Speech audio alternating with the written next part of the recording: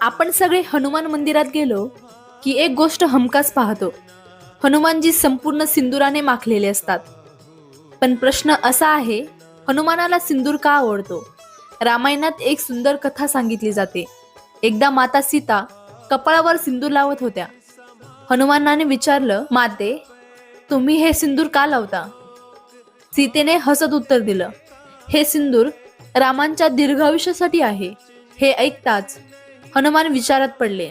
जर थोडासा सिंदूर रामाच्या रक्षणासाठी उपयोगी असेल तर संपूर्ण शरीरावर सिंदूर लावला तर?